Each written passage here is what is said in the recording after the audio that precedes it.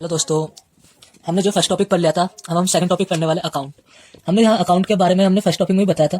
First topic में देख सकते हो आप, फर्स्ट टॉपिक में जो है हमने यहाँ बताया था हमने in the books of account, recorded in the books of account.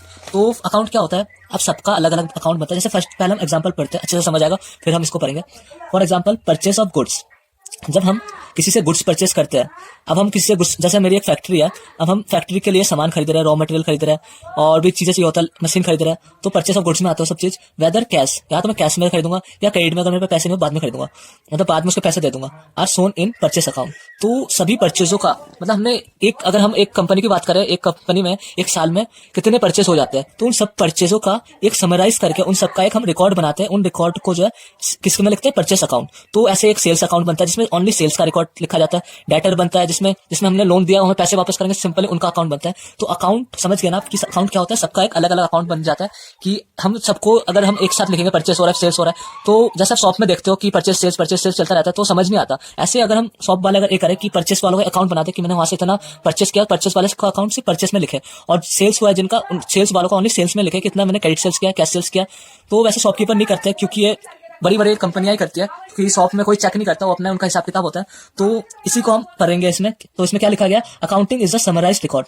हमने क्या बताया यहाँ पे, समराइज्ड बताया कि सभी परचेस का हमने समरी निकाल दिया, कितना मैंने परचेस किया हर जगह से, तो उन सबका समराइज्ड रिकॉर्ड है, ऑफ रिकॉर्ड ऑफ ट्रांजेक्शन। सबका समराइज्ड रिकॉर्ड ऑफ ट्रांजेक्शन हम लिखते हैं।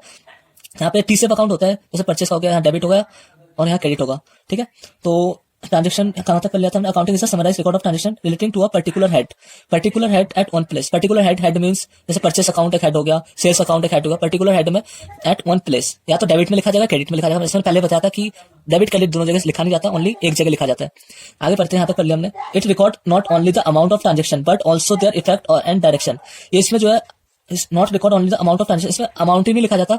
ये जो हमें एक सही रास्ता दिखाता है कि हाँ भाई, परचेस हुआ तो परचेस में लिखो, सेल्स हुआ तो सेल्स में लिखो।